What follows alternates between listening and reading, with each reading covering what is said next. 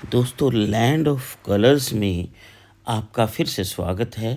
यह हमारा तीसरा एपिसोड है। आज हम जा रहे हैं गड़ीसर लेक। जैसलमेर में अगर आप आते हैं और शांति और सुकून की तलाश में आते हैं तो गड़ीसर लेक अपने आप में एक अजूबा है, जहाँ पर आप पहुँचकर बहुत सुकून और शांति महसूस कर सकेंगे। तो आइए चलते हैं इस ऐतिहासिक स्थल पर, जो जैसलमेर शहर के दक्षिण में स्थित है। गड़ीसर लेक जैसलमेर किले से लगभग 1.5 किलोमीटर की दूरी पर है।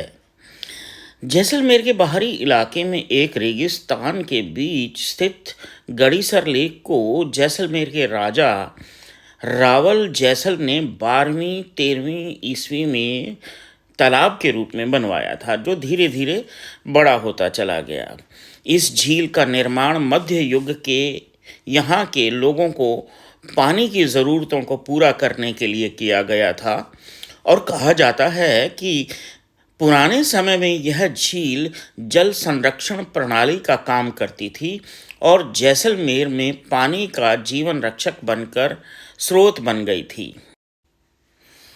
इस झील का नाम महारावल गढ़सी सिंह के नाम पर रखा गया था, जिन्होंने 14वीं शताब्दी में इस झील को दोबारा से बनवाया और इसको पुनर्जीवित किया। जब पर्यटक गड़ीसर झील के दर्शन करने पहुंचते हैं तो पहला दरवाज़ा तिलन दरवाज़ा कहलाता है, वही दिखाई देता है, जो झील के सुंदर परिवेश में पर्यटकों का स्वागत करता लगता है। गहरे पीले पत्थर पर उकेरी गई तिलन दरवाज़ा को देखने के लिए काफ़ी सुंदर जो है, बहुत से पर्यटक यहाँ आते हैं। जो यह दरवाज़ा इस तरह से लगता है जैसे पूरे जैसलमेर का प्रवेश द्वार हो। कहा जाता है गड़ीसर झील पर बने विशाल दरवाजे का निर्माण एक वैश्या तिलो ने करवाया था। जनता के विरोध को देखते हुए महाराज घड़ासी ने दरवाज़ा को तोड़ना चाहा, लेकिन तिलो ने उन पर शिव मंदिर बनवाया।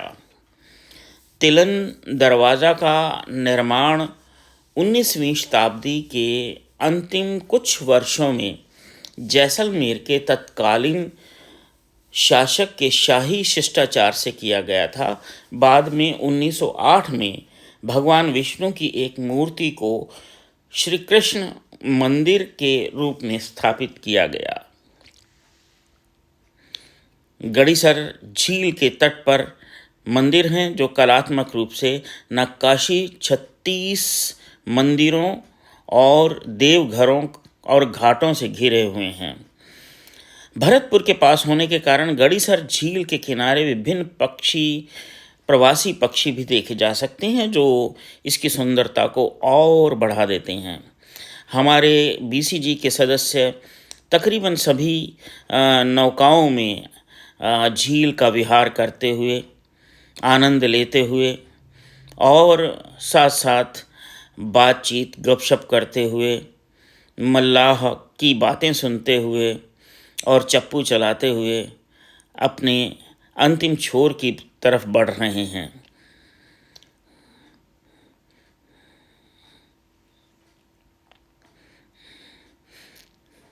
दोस्तों, यह विहंगम दृश्य देखते ही बनता है। रात की ये रोशनी पानी में झिलमिलाती हुई और भी खूबसूरत बन गई है। ये पानी की चमक दुगनी कर देती है। ये दूर से आती हुई नौका मुझे किसी पुरानी फिल्म का दृश्य दिखाई दे रहा है। याद कीजिए किनारा फिल्म का वह दृश्य जिसमें गीत चल रहा है, ओ माझी रे अपना किनारा नदिया की धारा है, साहिलों पे बहने वाले कभी सुना तो होगा कहीं, कागज़ों की कश्तियों का कहीं किनारा होता नहीं। ओ माझी रे, अपना किनारा नदिया की धारा है।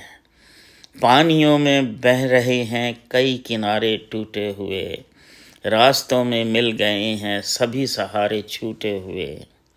ओ माझी रे, अपना किनारा नदिया की धारा है।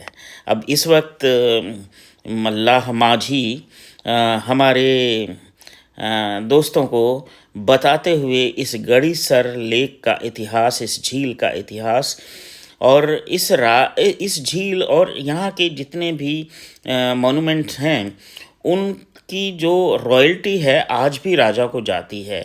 बेशक यहाँ की जो सारी विरासत है उस पर सरकार का कब्ज़ा है या सरकार की प्रॉपर्टी हो चुकी है, लेकिन राजा को उसमें से रॉयल्टी भी जाती है। और इस झील की मेंटेनेंस भी अब सरकार ही कर रही है, जिसमें इंदिरा गांधी कैनाल से पानी छोड़ा जाता है और लगभग ये पानी साफ़ है। सतबीर जी कुछ बताते हुए। और अब इस झील का समय समाप्त हो रहा है और नौका हमारी चप्पू चलाते हुए माझी हमें वापस लिए जा रहे हैं, जहां से हम फिर से इस शहर में कुछ और चीज़ें देखेंगे। अभी इस एपिसोड में यहीं तक, अगले में फिर से मिलेंगे। बहुत बहुत शुक्रिया दोस्तों, बहुत बहुत मेहरबानी। और आपको ये एपिसोड कैसा लगा आप ज़रूर बताएं। Thank you very much.